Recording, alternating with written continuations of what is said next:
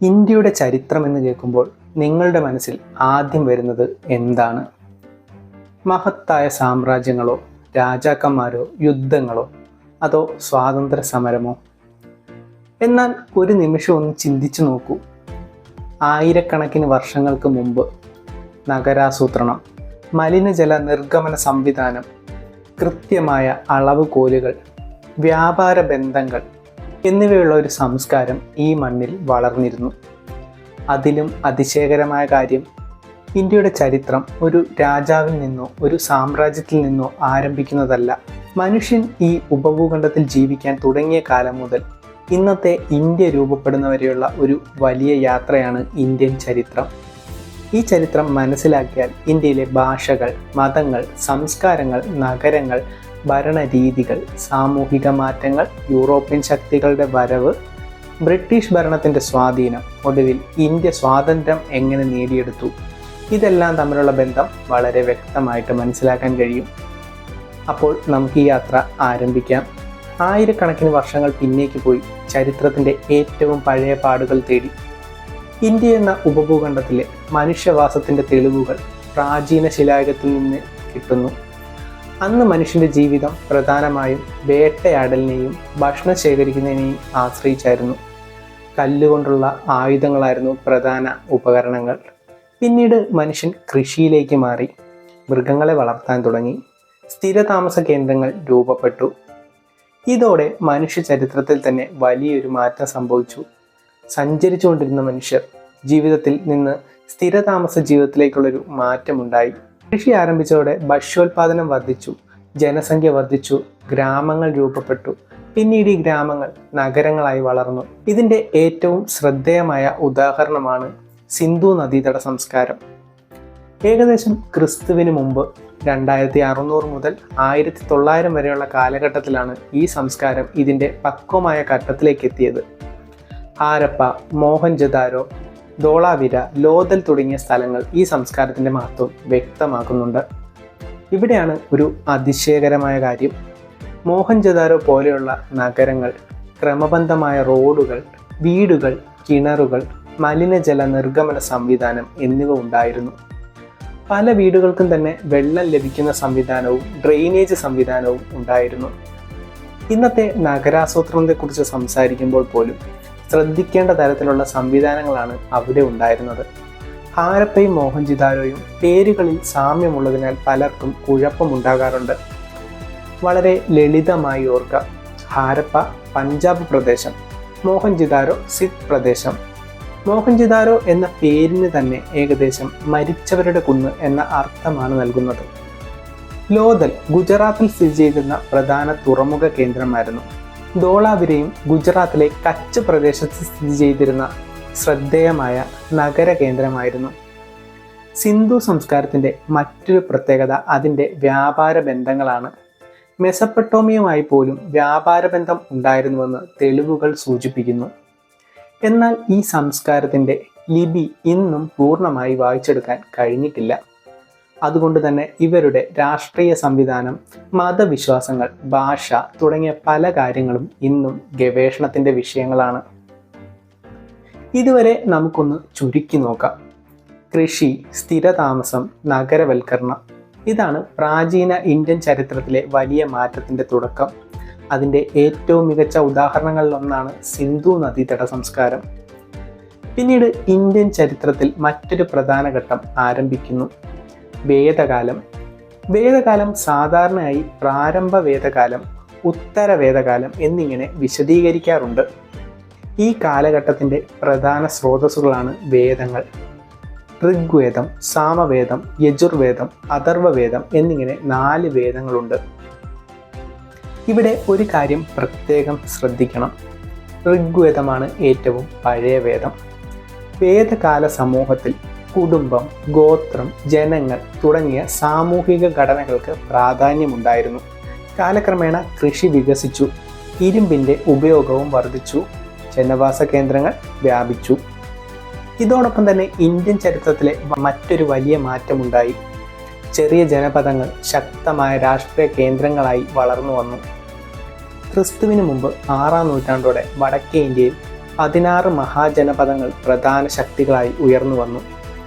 ഇവയിൽ ഏറ്റവും ശക്തമായ ഒന്നായിരുന്നു മഗധ. മഗധയുടെ ഉയർച്ചയ്ക്ക് പിന്നിൽ നിരവധി കാരണങ്ങളുണ്ടായിരുന്നു. ഗംഗാ സമതലത്തിലെ ഫലപുഷ്ടമായ ഭൂമി, ഇരുമ്പ് വിഭവങ്ങളുടെ ലഭ്യത, ആനകളുടെ ലഭ്യത, നദീഗതാഗതം തുടങ്ങിയവ അതിൻ്റെ ശക്തി വർദ്ധിപ്പിച്ചു. ഇതേ കാലഘട്ടത്തെയാണ് ഇന്ത്യയിൽ 2 വലിയ മതദാർശിക പ്രസ്ഥാനങ്ങൾ ഉണ്ടായി ഉയർന്നു വന്നത്: ബുദ്ധമതവും ജൈനമതവും. മഹാവീരൻ ജൈനമതത്തിൻ്റെ 24ാമത്തെ തീർത്ഥാങ്കരനായി കണക്കാക്കപ്പെടുന്നു. ഇവിടെയും ഒരു സാധാരണ കുഴപ്പം ഒഴിവാക്കാം. ബുദ്ധമതവുമായി പ്രധാനപ്പെട്ട വ്യക്തി ഗൗതമ ബുദ്ധൻ, ജൈനമതത്തിൻ്റെ 24ാമത്തെ തീർത്ഥാങ്കരൻ മഹാവീരൻ. ഇരുവരും ക്രിസ്തുവിന് മുമ്പ് 6-ാം നൂറ്റാണ്ടിലെ ഇന്ത്യൻ സാമൂഹിക മതപരമായ മാറ്റങ്ങളുമായി അടുത്തു ബന്ധപ്പെട്ടവരാണ്. ഇനി ചരിത്രത്തിലെ ഏറ്റവും ശക്തമായ സാമ്രാജ്യങ്ങളിൽ ഒന്നിലേക്ക് കടക്കാം: മൗര്യ സാമ്രാജ്യം. ചന്ദ്രഗുപ്ത മൗര്യൻ സ്ഥാപിച്ച മൗര്യ സാമ്രാജ്യം ക്രിസ്തുവിന് മുമ്പ് 4-ാം നൂറ്റാണ്ടിൽ ശക്തമായി ഉയർന്നു. അദ്ദേഹത്തിൻ്റെ ഉപദേഷ്ടാവായിരുന്നു കൗടില്യൻ അഥവാ ചാണക്യൻ. ചാണക്യൻ്റെ അർത്ഥശാസ്ത്രം, ഭരണ സംവിധാനം, സാമ്പത്തിക നയം, നികുതി, ചാരവ്യവസ്ഥ, യുദ്ധം തുടങ്ങിയ നിരവധി വിഷയങ്ങളെക്കുറിച്ച് വിശദീകരിക്കുന്ന പ്രധാനപ്പെട്ട കൃതിയാണ്. ചന്ദ്രഗുപ്ത മൗര്യൻ്റെ കാലത്ത് മൗര്യ സാമ്രാജ്യം വലിയ പ്രദേശങ്ങളിലേക്ക് വ്യാപിച്ചു. പിന്നീട് അദ്ദേഹത്തിൻ്റെ മകൻ ബിന്ദുസാരൻ സാമ്രാജ്യം നിലനിർത്തി. അതിനുശേഷം ചരിത്രത്തിലെ ഏറ്റവും പ്രശസ്തനായ മൗര്യ ഭരണാധികാരി അധികാരത്തിലെത്തി: അശോകൻ. അശോകന്റെ ജീവിതത്തിലെ ഏറ്റവും വലിയ വഴിത്തിരിവായിരുന്നു കലിംഗ യുദ്ധം. ക്രിസ്തുവിന് മുമ്പ് ഏകദേശം 261 നടന്ന കലിംഗ യുദ്ധത്തിലുണ്ടായ വലിയ മനുഷ്യനാശം അശോകനെ ആഴത്തിൽ സ്വാധീനിച്ചു. അതിനുശേഷം അദ്ദേഹം ബുദ്ധമതത്തിൻ്റെ ആശയങ്ങളിലേക്കും ധർമ്മത്തിലേക്കും കൂടുതൽ ശ്രദ്ധ തിരിച്ചു. ഇവിടെയാണ് അശോകനെ മറ്റു പല രാജാക്കളിൽ നിന്നും വ്യത്യസ്തനാക്കുന്നത്. യുദ്ധ വിജയത്തേക്കാൾ ധർമ്മ വിജയത്തിന് പ്രാധാന്യം നൽകുന്ന ഭരണാധികാരിയായി അദ്ദേഹം മാറി. അശോകന്റെ ശിലാശാസനങ്ങളും തുണാശാസനങ്ങളും ഇന്ത്യൻ ചരിത്രത്തിന്റെ പ്രധാന സ്രോതസ്സുകളാണ്. ഇന്ത്യയുടെ ദേശീയ ചിഹ്നമായ സാരനാഥിലെ സിംഹസ്തംഭത്തിലെ 4 സിംഹങ്ങളും അശോകനുമായി ബന്ധപ്പെട്ട പൈതൃകത്തിന്റെ ഭാഗമാണ്. ദേശീയ പതാകയുടെ മധ്യത്തിൽ അശോക ചക്രവും ഈ പൈതൃകത്തോട് ബന്ധപ്പെട്ടിരിക്കുന്നു. ഓർക്കാൻ വളരെ എളുപ്പമാണ്. ചന്ദ്രഗുപ്തൻ സാമ്രാജ്യം സ്ഥാപിച്ചു, അശോകൻ അതിനെ വിപുലമാക്കി. കലിംഗ യുദ്ധത്തിന് ശേഷം ധർമ്മത്തിലേക്ക് തിരിഞ്ഞു. മൗര്യ സാമ്രാജ്യത്തിന് ശേഷം ഇന്ത്യയിൽ നിരവധി പ്രാദേശിക ശക്തികൾ ഉയർന്നു വന്നു. ഇതിൽ ശതവാഹനൻ, കുഷാണർ തുടങ്ങിയവർ രാജവംശങ്ങൾ പ്രധാനമാണ്. കുഷാണ ഭരണാധികാരിയായ കനിഷ്കൻ ബുദ്ധമതത്തിൽ, പ്രത്യേകിച്ച് മഹായാന പാരമ്പര്യത്തിന്റെ വളർച്ചയുമായി ബന്ധപ്പെട്ട പ്രധാന വ്യക്തിയാണ്. പിന്നീട് ഇന്ത്യൻ ചരിത്രത്തിൽ സ്വർണ്ണയുഗം എന്ന് പലപ്പോഴും വിശേഷിപ്പിക്കപ്പെടുന്ന ഒരു കാലഘട്ടത്തേക്ക് എത്തുന്നു: ഗുപ്തകാലം. ഗുപ്ത സാമ്രാജ്യത്തിന്റെ പ്രധാന ഭരണാധികാരിയായ ചന്ദ്രഗുപ്തൻ ഒന്നാമൻ, സമുദ്രഗുപ്തൻ, ചന്ദ്രഗുപ്തൻ രണ്ടാമൻ എന്നിവരെ പ്രത്യേകം ഓർക്കണം. സമുദ്രഗുപ്തന്റെ വിജയങ്ങളെക്കുറിച്ച് വിവരിക്കുന്ന പ്രധാന രേഖയാണ് അലഹബാദ് തൂണിലെ പ്രശസ്തമായ പ്രശസ്തി. ചന്ദ്രഗുപ്തൻ രണ്ടാമൻ വിക്രമാദിത്യൻ എന്ന പേരിലും അറിയപ്പെടുന്നു. അദ്ദേഹത്തിൻ്റെ കാലത്ത് സാഹിത്യം, ശാസ്ത്രം, ഗണിതം, കല തുടങ്ങിയ മേഖലകൾ വളർന്നു. ഇതേ കാലഘട്ടത്തിലാണ് കാളിദാസനെ പോലെയുള്ള മഹാനായ സാഹിത്യകാരൻ ജീവിച്ചിരുന്നതായി കണക്കാക്കുന്നത്. ഗണിതശാസ്ത്രത്തിലും ജ്യോതിശാസ്ത്രത്തിലും ഇന്ത്യയുടെ സംഭാവനകൾ ഈ കാലഘട്ടത്തിൽ ശ്രദ്ധേയമായിരുന്നു. ആര്യഭടൻ ഭൂമിയുടെ ഭ്രമണം, ജ്യോതിശാസ്ത്ര കണക്കുകൾ, ഗണിതശാസ്ത്രം തുടങ്ങിയ മേഖലകളിൽ വലിയ സംഭാവനകൾ നൽകി. പൂജ്യത്തിൻ്റെ ആശയം ഇന്ത്യയിൽ വികസിച്ച ഗണിത പരമ്പരയുമായി ബന്ധപ്പെട്ടതാണ്. എന്നാൽ പൂജ്യം ഒരൊറ്റ വ്യക്തി ഒരു ദിവസം കണ്ടെത്തിയതല്ല എന്ന കാര്യം പ്രത്യേകം മനസ്സിലാക്കണം. അത് ദീർഘകാലം വികസിച്ച ഗണിത ചിന്തയുടെ ഫലമാണ്. ഇന്ത്യൻ ചരിത്രത്തിൽ ഈ കാലഘട്ടത്തിൽ നിന്ന് നമുക്ക് മനസ്സിലാകുന്നത് ഒരു സാമ്രാജ്യം എത്ര വലിയതാണ് എന്നതിലുപരി ഒരു സമൂഹത്തിൻ്റെ ശാസ്ത്രം, സാഹിത്യം, കല, സാമ്പത്തിക വ്യവസ്ഥ എന്നിവ എങ്ങനെ വളരുന്നു എന്നതാണ്. ഇനി നമുക്ക് മധ്യകാലത്തിലേക്ക് കടക്കാം. 8-ാം നൂറ്റാണ്ടിൽ അറബ് സൈനികനായ മുഹമ്മദ് ബിൻ കാസിം സിദ് കീഴടക്കി. എന്നാൽ അതിനെ ഇന്ത്യയുടെ മുഴുവൻ രാഷ്ട്രീയ നിയന്ത്രണത്തിന്റെ തുടക്കമായി കാണുന്നത് ശരിയല്ല. പിന്നീട് തുർക്കി, അഫ്ഗാൻ ശക്തികളുടെ ആക്രമണങ്ങളും ഭരണ വിപുലീകരണങ്ങളും വടക്കേ ഇന്ത്യയുടെ രാഷ്ട്രീയ ഭൂപടത്തിൽ വലിയ മാറ്റങ്ങൾ സൃഷ്ടിച്ചു. 12ാം നൂറ്റാണ്ടിന്റെ അവസാനത്തോടെ മുഹമ്മദ് ഗോറിയുടെ വിജയങ്ങൾ പ്രധാനമായി. അദ്ദേഹത്തിന്റെ സൈനികനായിരുന്ന കുത്തബിൻ എബിക് പിന്നീട് ദില്ലി സുൽത്താനേറ്റിന്റെ ആദ്യ ഭരണാധികാരിയായി. ഇവിടെ ഒരു പ്രധാന വ്യത്യാസം ഓർത്തുവെക്കണം. മുഹമ്മദ് ഗോറി ദില്ലി സുൽത്താനേറ്റിന്റെ സ്ഥാപകനായി സാധാരണയായി കണക്കാക്കപ്പെടുന്നില്ല. അദ്ദേഹത്തിന്റെ മരണത്തിന് ശേഷം കുത്തബിൻ ഐബിക് ദില്ലിയിലെ സ്വതന്ത്ര അധികാരം സ്ഥാപിച്ചു. ദില്ലി സുൽത്താനേറ്റ് ഒരു രാജവംശം മാത്രമല്ല. മാംലൂക്ക് അഥവാ അടിമ വംശം, ഗിൽജി, തുഗ്ലക്, സെയ്ദ്, ലോധി എന്നീ 5 പ്രധാന രാജവംശങ്ങളാണ് ദില്ലി സുൽത്താനേറ്റിന്റെ ചരിത്രത്തിൽ കാണുന്നത്. ഇവരിൽ അലാവുദ്ദീൻ ഖിൽജി സാമ്രാജ്യ വിപുലീകരണത്തിനും വിപണി നിയന്ത്രണ നടപടികൾക്കും പ്രശസ്തനാണ്. മുഹമ്മദ് ബിൻ തുഗ്ലക് പല വിചിത്രവും ധീരവുമായ ഭരണ പരീക്ഷണങ്ങൾ നടത്തിയ ഭരണാധികാരിയായി അറിയപ്പെടുന്നു. തലസ്ഥാനം ദില്ലിയിൽ നിന്ന് ദൗലതാബാദിലേക്ക് മാറ്റാനുള്ള ശ്രമവും ടോക്കൺ നാണയം അവതരിപ്പിക്കാനുള്ള ശ്രമവും അദ്ദേഹത്തിന്റെ ഭരണത്തിലെ ശ്രദ്ധേയമായ സംഭാവനകളാണ്. പക്ഷേ പദ്ധതിയുടെ ആശയമൊന്നും അതിൻ്റെ നടപ്പാക്കലും ഒന്നുമല്ല. അതുകൊണ്ട് തന്നെ മുഹമ്മദ് ബിൻ തുഗ്ലക്കിന്റെ പല പദ്ധതികളും വലിയ പ്രശ്നങ്ങൾ സൃഷ്ടിച്ചു. ദില്ലി സുൽത്താനേറ്റിനു ശേഷം ഇന്ത്യയുടെ രാഷ്ട്രീയ ചരിത്രത്തിൽ ഒരു പുതിയ ശക്തി ഉയർന്നു വന്നു: മുഗൾ സാമ്രാജ്യം. 1526 ഒന്നാം പാണിപ്പത്ത് യുദ്ധം ഇന്ത്യൻ ചരിത്രത്തിലെ വലിയ വഴിത്തിരിവാണ്. ഇബ്രഹാം ലോധിയെ പരാജയപ്പെടുത്തി ബാബർ ദില്ലിയും ആഗ്രയും തൻ്റെ അധികാരം സ്ഥാപിച്ചു. ബാബർ ആയുധ സാങ്കേതിക വിദ്യയിലും യുദ്ധതന്ത്രത്തിലും കൂടുതൽ ഫലപ്രദമായ രീതികൾ ഉപയോഗിച്ചു. പിന്നീട് ഹുമയൂൺ അധികാരത്തിലെത്തി. എന്നാൽ മുഗൾ സാമ്രാജ്യത്തിന്റെ യഥാർത്ഥ ഏകീകരണം വലിയ രീതിയിൽ നടത്തിയത് അക്ബറാണ്. അക്ബർ 1556 മുതൽ 1605 വരെ ഭരിച്ചു. അദ്ദേഹത്തിന്റെ ഭരണകാലത്ത് സാമ്രാജ്യം വിപുലമായി. വിവിധ മത സാമൂഹിക വിഭാഗങ്ങളുമായി രാഷ്ട്രീയ സഹകരണം സ്ഥാപിക്കാൻ അദ്ദേഹം ശ്രമിച്ചു. അക്ബറിന്റെ ഭരണവുമായി ബന്ധപ്പെട്ട പ്രധാന ആശയങ്ങളിലൊന്നാണ് സുൽഹി കുൽ അഥവാ എല്ലാവരോടും സമാധാനവും സഹിഷ്ണുതയും എന്ന ആശയം. അക്ബറിന്റെ ഭരണ സംവിധാനത്തിൽ മൻസബ്ദാരി സമ്പ്രദായത്തിനും പ്രധാന സ്ഥാനമുണ്ടായിരുന്നു. അക്ബറിന് ശേഷം ജഹാംഗീർ, ഷാജഹാൻ, ഔറംഗസേബ് എന്നിവർ പ്രധാന മുഗൾ ഭരണാധികാരികളായി. ഷാജഹാന്റെ പേര് കേൾക്കുമ്പോൾ തന്നെ പലരുടെയും മനസ്സിൽ ആദ്യം വരുന്നത് താജ്മഹലാണ്. ആഗ്രയിൽ യമുന നദിയുടെ തീരത്ത് സ്ഥിതി ചെയ്യുന്ന താജ്മഹൽ മുഗൾ വാസ്തുവിദ്യയുടെ ഏറ്റവും പ്രശസ്തമായ ഉദാഹരണങ്ങളിൽ ഒന്നാണ്. ഔറംഗസേബിന്റെ കാലത്ത് മുഗൾ സാമ്രാജ്യം ഏറ്റവും വലിയ ഭൂപ്രദേശത്തേക്ക് വ്യാപിച്ചു.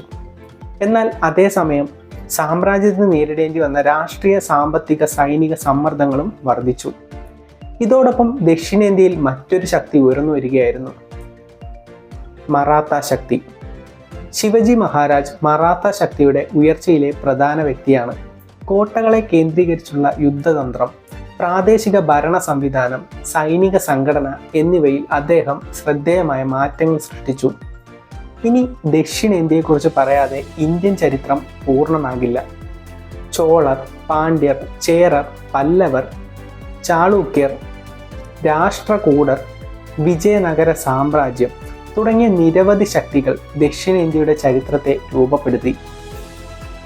പ്രത്യേകിച്ച് വിജയനഗര സാമ്രാജ്യം ദക്ഷിണേന്ത്യയിലെ പ്രധാന രാഷ്ട്രീയ സാംസ്കാരിക ശക്തിയായിരുന്നു. 1336 ഹരിഹരനും ബൂക്കനും ചേർന്ന് സ്ഥാപിച്ച വിജയനഗര സാമ്രാജ്യത്തിന്റെ തലസ്ഥാനം ഹംപിയാണ്. കൃഷ്ണദേവരായയുടെ കാലത്ത് വിജയനഗരം അതിൻ്റെ ഉന്നതിയിലേക്കെത്തി. അദ്ദേഹത്തിന്റെ കാലത്തെ തെലുങ്കു സാഹിത്യവും ക്ഷേത്ര വാസ്തുവിദ്യയും ഭരണവും ശ്രദ്ധേയമായിരുന്നു. 1565 താളിക്കോട്ട യുദ്ധം വിജയനഗര ചരിത്രത്തിലെ വലിയ വഴിത്തിരിവായി. ഇതുവരെ നമ്മൾ ഇന്ത്യയിലെ വിവിധ രാജവംശങ്ങളുടെയും സാമ്രാജ്യങ്ങളുടെയും കഥയാണ് കണ്ടത്. എന്നാൽ അടുത്ത ഘട്ടം ഇന്ത്യൻ ചരിത്രത്തിന്റെ ദിശ തന്നെ മാറ്റിയതാണ്. അതാണ് യൂറോപ്യൻ ശക്തിയുടെ വരവ്. 1498 വാസ്കോഡ ഗാമ കോഴിക്കോട് സമീപമുള്ള കാപ്പാടെത്തി. കടൽമാർഗം ഇന്ത്യയിലേക്ക് എത്തിയ യൂറോപ്യൻ യാത്രകളിൽ ഇത് ചരിത്രപരമായ സംഭവമാണ്. ഇവിടെ ഒരു പ്രധാന കാര്യം ശ്രദ്ധിക്കണം: വാസ്കോഡ ഗാമ ഇന്ത്യ കണ്ടെത്തിയതല്ല. ഇന്ത്യ ഇതിനു മുമ്പേ ലോകത്തിലെ പ്രധാന വ്യാപാര കേന്ദ്രങ്ങളിൽ ഒന്നായിരുന്നു. അദ്ദേഹം യൂറോപ്പിൽ നിന്ന് ഇന്ത്യയിലേക്കുള്ള ഒരു പുതിയ കടൽ മാർഗം കണ്ടെത്തുകയായിരുന്നു. ആദ്യം പോർച്ചുഗീസുകാർ, പിന്നെ ഡച്ചുകാർ, പിന്നെ ഇംഗ്ലീഷുകാർ, പിന്നെ ഫ്രഞ്ചുകാർ തുടങ്ങിയ യൂറോപ്യൻ ശക്തികൾ ഇന്ത്യയിലേക്ക് എത്തി. ആദ്യകാല ലക്ഷ്യം പ്രധാനമായും വ്യാപാരമായിരുന്നു. എന്നാൽ വ്യാപാരത്തിൽ നിന്ന് രാഷ്ട്രീയത്തിലേക്കുള്ള മാറ്റമാണ് പിന്നീട് ഇന്ത്യൻ ചരിത്രത്തെ പൂർണ്ണമായി മാറ്റിമറിച്ചത്. ഇംഗ്ലീഷ് ഈസ്റ്റ് ഇന്ത്യ കമ്പനി 1600 സ്ഥാപിക്കപ്പെട്ടു. പിന്നീട് ഈ കമ്പനി ഇന്ത്യയിലെ ഏറ്റവും ശക്തമായ രാഷ്ട്രീയ ശക്തികളിലൊന്നായി മാറി. 1757 പ്ലാസി യുദ്ധം ഇവിടെ നിർണായകമാണ്. സിറാജുദ്ദൗളയെ പരാജയപ്പെടുത്തി റോബർട്ട് ക്ലൈവിന്റെ നേതൃത്വത്തിലുള്ള ഈസ്റ്റ് ഇന്ത്യ കമ്പനി ബംഗാളിൽ വലിയ രാഷ്ട്രീയ സ്വാധീനം നേടി. പ്ലാസിക്ക് ശേഷം 1764 ബക്സർ യുദ്ധവും വളരെ പ്രധാനമാണ്. ബക്സർ യുദ്ധത്തിലെ വിജയത്തിന് ശേഷം കമ്പനി അധികാരപരമായി കൂടുതൽ ശക്തമായി. 1765 ബംഗാളിലെ ദിവാനി അവകാശം കമ്പനിക്ക് ലഭിച്ചു. അതായത് ബംഗാൾ, ബീഹാർ, ഒറീസ എന്നീ പ്രദേശങ്ങളിൽ വരുമാനം ശേഖരിക്കാനുള്ള അധികാരം കമ്പനിക്ക് ലഭിച്ചു. ഇതോടെ ഒരു വ്യാപാര കമ്പനി പതുക്കെ ഒരു ഭരണകൂടമായി മാറുകയായിരുന്നു. ഇത് ഇന്ത്യൻ ചരിത്രത്തിലെ ഏറ്റവും പ്രധാനപ്പെട്ട മാറ്റങ്ങളിൽ ഒന്നാണ്. കമ്പനി അധികാരം വ്യാപിപ്പിക്കാൻ പല രീതികളും ഉപയോഗിച്ചു. മൈസൂർ യുദ്ധങ്ങൾ, മറാത്ത യുദ്ധങ്ങൾ, സിഖ് യുദ്ധങ്ങൾ തുടങ്ങിയ സൈനിക സംഘർഷങ്ങൾ നടന്നു. ലോർഡ് വെല്ലൗസിയുടെ കാലത്ത് സബ്സിഡിയറി അലയൻസ് എന്ന നയം ഉപയോഗിച്ചു. ഇന്ത്യൻ രാജ്യങ്ങൾ ബ്രിട്ടീഷ് സൈന്യത്തെ സ്വീകരിക്കുകയും അതിൻ്റെ ചെലവ് വഹിക്കുകയും ചെയ്യേണ്ട സാഹചര്യം ഇതിലൂടെ ഉണ്ടായി. തുടർന്ന് സ്വാഭാവിക അവകാശമില്ലാത്ത ചില നാട്ടുരാജ്യങ്ങളെ ബ്രിട്ടീഷ് ഭരണത്തിലേക്ക് കൂട്ടിച്ചേർക്കുകയും ചെയ്തു. ഇത്തരം രാഷ്ട്രീയ ഇടപെടലുകൾക്കും സാമ്പത്തിക ചൂഷണങ്ങൾക്കും സാമൂഹിക മതപരമായ ഇടപെടലുകൾക്കും എതിരായ അസന്തോഷം ക്രമേണ വളർന്നു. ഇതിൻ്റെയൊക്കെ ഏറ്റവും വലിയ പൊട്ടിത്തെറിയായിരുന്നു 1857 1857 വിപ്ലവം. ഇത് പല പേരുകളിൽ അറിയപ്പെടുന്നു. സിപ്പായി ലഹള, 1857 കലാപം, ഇന്ത്യൻ വിപ്ലവം, ഒന്നാം സ്വാതന്ത്ര്യ സമരം എന്നിങ്ങനെ. ഇതിൻ്റെ തുടക്കം മംഗൾ പാണ്ഡെയുമായി ബന്ധപ്പെട്ട ബറാക്പൂറിലെ സംഭവങ്ങളുടെയും തുടർന്ന് മീററ്റിലെ സിപ്പായി കലാപത്തിലൂടെയും മുന്നേറി. പിന്നീട് ദില്ലി, കാൺപൂർ, ലക്നൗ, ഝാൻസി തുടങ്ങിയ പ്രദേശങ്ങളിലേക്കും കലാപം വ്യാപിച്ചു. ബഹദൂർ ഷാ രണ്ടാമൻ പ്രതീകാത്മക നേതാവായി ഉയർന്നു. ഝാൻസിയിലെ റാണി ലക്ഷ്മിബായി, നാനാ സാഹിബ് തുടങ്ങിയവർ വിവിധ പ്രദേശങ്ങളിൽ പ്രധാന പങ്കുവഹിച്ചു. എന്നാൽ 1857 കലാപം പരാജയമായിരുന്നു. അതിനുശേഷം 1858 ഈസ്റ്റ് ഇന്ത്യ കമ്പനിയുടെ ഭരണത്തിന് അവസാനം കുറിക്കുകയും ഇന്ത്യയുടെ ഭരണം ബ്രിട്ടീഷ് കിരീടത്തിൻ്റെ നേരിട്ടുള്ള നിയന്ത്രണത്തിലാവുകയും ചെയ്തു. ഇവിടെ ഒരു പ്രധാന വ്യത്യാസം ഓർത്തുവെക്കണം. 1757 പ്ലാസി കമ്പനി രാഷ്ട്രീയ ശക്തിയിലേക്ക് ഉയർന്ന പ്രധാന വഴിത്തിരിവ്. 1857 വലിയ കലാപം, 1858 ബ്രിട്ടീഷ് കിരീടത്തിൻ്റെ നേരിട്ടുള്ള ഭരണം. ഇനി ഇന്ത്യയുടെ ദേശീയ പ്രസ്ഥാനത്തിൻ്റെ കാലഘട്ടത്തിലേക്ക് കടക്കാം. 1885 ഇന്ത്യൻ നാഷണൽ കോൺഗ്രസ് രൂപീകരിക്കപ്പെട്ടു. അലൻ ഒക്ടേവിയൽ ഹ്യൂം എന്ന എയോ ഹ്യൂം ഇതിൻ്റെ രൂപീകരണത്തിൽ പ്രധാന പങ്ക് വഹിച്ചു. ആദ്യ സമ്മേളനം ബോംബെയിൽ നടന്നു. അധ്യക്ഷനായത് WC ബാനർജി ആയിരുന്നു. ആദ്യകാല ദേശീയ പ്രസ്ഥാനത്തിൽ ദാദാഭായി നവറോജി, സുരേന്ദ്രനാഥ് ബാനർജി, ഗോപാലകൃഷ്ണ ഗോഖലെ തുടങ്ങിയ നേതാക്കന്മാർ പ്രധാനമായിരുന്നു. ദാദാഭായ് നവറോജിയുടെ ഡ്രെയിൻ ഓഫ് വെൽത്ത് സിദ്ധാന്തം ബ്രിട്ടീഷ് ഭരണകാലത്തെ ഇന്ത്യയുടെ സാമ്പത്തിക ചൂഷണം വിശദീകരിക്കുന്ന പ്രധാന ആശയമായി മാറി. പിന്നീട് ദേശീയ പ്രസ്ഥാനം കൂടുതൽ ശക്തമായ രൂപത്തിലേക്ക് മാറി. 1905 ബംഗാൾ വിഭജനം നടന്നു. ഇതിനെതിരെ ശക്തമായ പ്രതിഷേധം ഉയർന്നു വന്നു. സ്വദേശി പ്രസ്ഥാനവും ശക്തമായി. വിദേശ വസ്തുക്കൾ ഉപേക്ഷിക്കുക, സ്വദേശി ഉൽപ്പന്നങ്ങൾ ഉപയോഗിക്കുക എന്ന ആശയം ദേശീയ പ്രസ്ഥാനത്തിൻ്റെ പ്രധാന ഭാഗമായി തീർന്നു. 1906 മുസ്ലിം ലീഗ് രൂപീകരിക്കപ്പെട്ടു. 1911 ബംഗാൾ വിഭജനം റദ്ദാക്കി. അതേ വർഷം ബ്രിട്ടീഷ് ഇന്ത്യയുടെ തലസ്ഥാനം കൽക്കട്ടയിൽ നിന്നും ഡൽഹിയിലേക്ക് മാറ്റുമെന്ന് പ്രഖ്യാപിച്ചു. ഇതിനിടയിൽ ഇന്ത്യയുടെ സ്വാതന്ത്ര്യ സമരത്തിൽ ഏറ്റവും വലിയ സ്വാധീനം ചെലുത്തിയ നേതാക്കളിൽ ഒരാൾ ഇന്ത്യയിലേക്ക് മടങ്ങിയെത്തി, മഹാത്മാഗാന്ധി.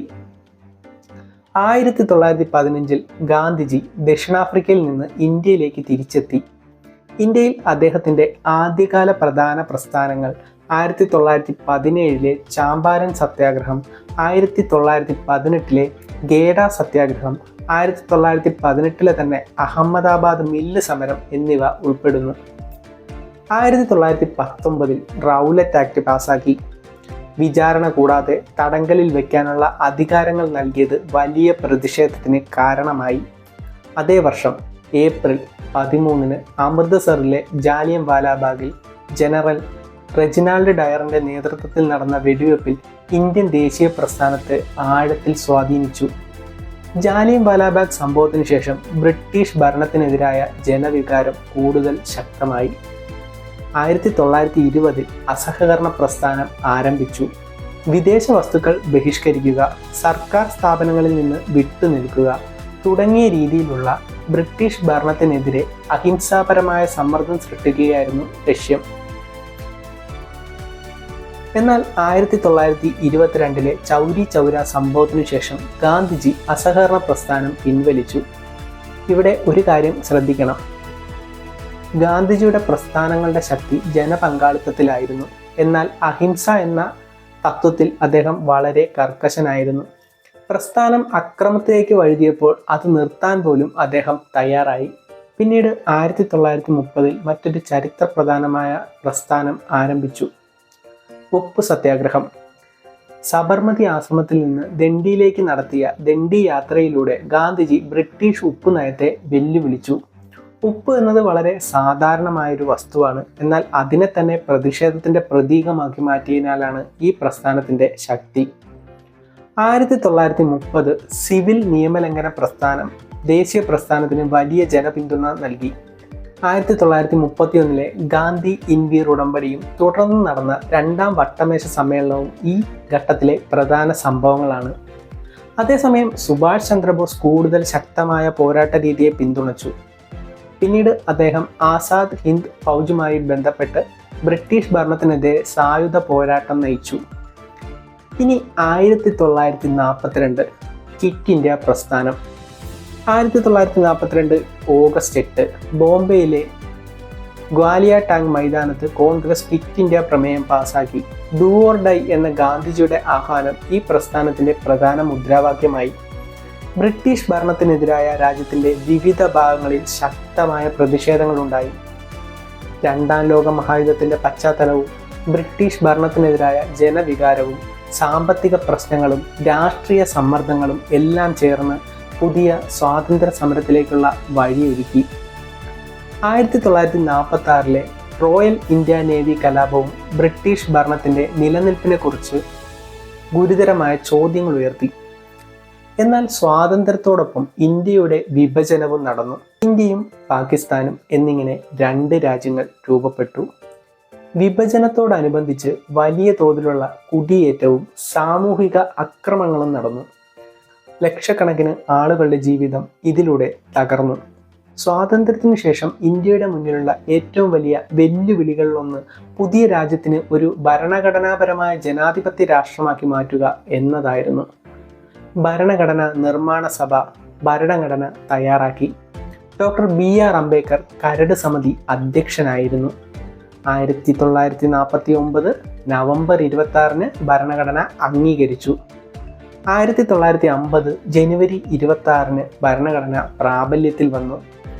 അതോടെയാണ് ഇന്ത്യ റിപ്പബ്ലിക്കായത്. ഇവിടെയും രണ്ട് തീയതികൾ പലപ്പോഴും കുഴപ്പിക്കാറുണ്ട്. നവംബർ 26 1949 ഭരണഘടന അംഗീകരിച്ചു. ജനുവരി 26 1950 ഭരണഘടന പ്രാബല്യത്തിൽ വന്നു. ഇന്ത്യ റിപ്പബ്ലിക്കായി. ഇന്ത്യൻ ചരിത്രത്തെ ഇത്രയും ദൈർഘ്യമേറിയ ഒരു യാത്രയായി നോക്കുമ്പോൾ ഇത് രാജാക്കന്മാരുടെയും യുദ്ധങ്ങളുടെയും പേരുകളുടെ ഒരു പട്ടിക മാത്രമല്ലെന്ന് മനസ്സിലാകും. സിന്ധു സംസ്കാരത്തിൻ്റെ നഗര ജീവിതത്തിൽ നിന്ന് വേദകാലത്തിലേക്ക്, മഹാജനപദങ്ങളിൽ നിന്ന് മൗര്യ സാമ്രാജ്യത്തിലേക്ക്, അശോകന്റെ ധർമ്മത്തിൽ നിന്ന് ഗുപ്തകാലത്തെ ശാസ്ത്ര സാഹിത്യ വളർച്ചയിലേക്ക്, ദില്ലി സുൽത്താനത്തിലേക്ക്, മുഗൾ സാമ്രാജ്യത്തിലേക്ക്, ദക്ഷിണേന്ത്യൻ സാമ്രാജ്യങ്ങളിലേക്ക്, യൂറോപ്യൻ വ്യാപാര ശക്തികളുടെ വരവിലേക്ക്, ഈസ്റ്റ് ഇന്ത്യ കമ്പനിയുടെ രാഷ്ട്രീയ ആധിപത്യത്തിലേക്ക്, 1857 കലാപത്തിലേക്ക്, ദേശീയ പ്രസ്ഥാനത്തിലേക്ക്, ഗാന്ധിജിയുടെ അഹിംസ സമരത്തിലേക്ക്, ക്വിറ്റ് ഇന്ത്യയിലേക്ക്, ഒടുവിൽ 1947 സ്വാതന്ത്ര്യ സമരത്തിലേക്ക്. ഓരോ ഘട്ടവും അടുത്ത ഘട്ടത്തെ സ്വാധീനിച്ചുകൊണ്ടാണ് ഇന്ത്യയുടെ ചരിത്രം രൂപപ്പെട്ടത്. ഇവിടെ ഒരു കാര്യം പ്രത്യേകം ഓർത്തു വെക്കണം. ഇന്ത്യൻ ചരിത്രത്തിലെ വലിയ കഥ 3 വാക്കുകളിൽ പറഞ്ഞാൽ സംസ്കാരം, മാറ്റം, പ്രതിരോധം. സംസ്കാരം രൂപപ്പെട്ടു, ഭരണകൂടങ്ങൾ മാറി, പുതിയ ശക്തികൾ വന്നു, വിദേശ ശക്തികൾ ആധിപത്യം സ്ഥാപിച്ചു, അതിനെതിരെ പ്രതിരോധം വളർന്നു, ഒടുവിൽ ആധുനിക ജനാധിപത്യ രാഷ്ട്രം രൂപപ്പെട്ടു. ഇനി മുഴുവൻ യാത്രയും വളരെ വേഗത്തിൽ ഒന്ന് ഓർത്തെടുക്കാം. പ്രാചീന ശിലായുഗത്തിൽ നിന്ന് മനുഷ്യവാസം വന്നു. സിന്ധു നദീതട സംസ്കാരം നഗരവൽക്കരണത്തിൻ്റെ മഹത്തായ ഉദാഹരണമായി. തുടർന്ന് വേദകാലം, മഹാജനപദങ്ങൾ, ബുദ്ധമതം, ജൈനപദം എന്നിവയുടെ കാലഘട്ടം. ചന്ദ്രഗുപ്ത മൗര്യൻ മൗര്യ സാമ്രാജ്യം സ്ഥാപിച്ചു. അശോകൻ കലിംഗ യുദ്ധത്തിന് ശേഷം ധർമ്മത്തിലേക്ക് തിരിഞ്ഞു. ഗുപ്തകാലത്ത് ശാസ്ത്രം, ഗണിതം, സാഹിത്യം എന്നിവ വളർന്നു. തുടർന്ന് ദില്ലി സുൽത്താനേറ്റ്, വിജയനഗരം, മുഗൾ സാമ്രാജ്യം തുടങ്ങിയ ശക്തികൾ ഉയർന്നു വന്നു. 1498 വാസ്കോഡഗാമ കോഴിക്കോടെത്തി. 1757 പ്ലാസി യുദ്ധത്തിന് ശേഷം ഈസ്റ്റ് ഇന്ത്യ കമ്പനി ശക്തമായി. 1857 കലാപത്തിന് ശേഷം 1858 ബ്രിട്ടീഷിന്റെ കിരീടഭരണം ആരംഭിച്ചു. 1885 Indian National Congress രൂപീകരിക്കപ്പെട്ടു. 1919 Jallian Walabagh കൂട്ടക്കൊല ദേശീയ പ്രസ്ഥാനത്തെ ശക്തമാക്കി.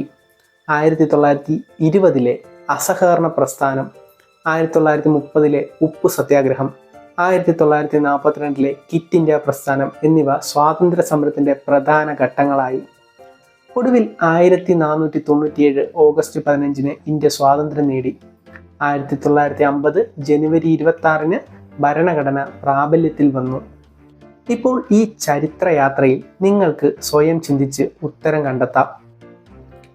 ഇന്ത്യൻ ചരിത്രം എന്നത് ഓർമ്മിക്കേണ്ട വർഷങ്ങളുടെയും പേരുകളുടെയും ഒരു കൂട്ടമല്ല. ഇന്നത്തെ ഇന്ത്യ എങ്ങനെ രൂപപ്പെട്ടു എന്നതിൻ്റെ വലിയൊരു കഥയാണ്. ഈ വീഡിയോ നിങ്ങൾക്ക് ഉപകാരപ്പെട്ടെങ്കിൽ ലൈക്ക് ചെയ്യാം. ചരിത്രം കൂടുതൽ ലളിതവും രസകരവുമായി മനസ്സിലാക്കാൻ ആഗ്രഹിക്കുന്നവർക്ക് ഈ വീഡിയോ ഷെയർ ചെയ്യാം. ഇത്തരത്തിലുള്ള കൂടുതൽ വീഡിയോകൾക്കായി ഈ ചാനൽ സബ്സ്ക്രൈബ് ചെയ്യാനും മറക്കരുത്. മറ്റൊരു പുതിയ വീഡിയോയുമായി നമുക്ക് വീണ്ടും കാണാം.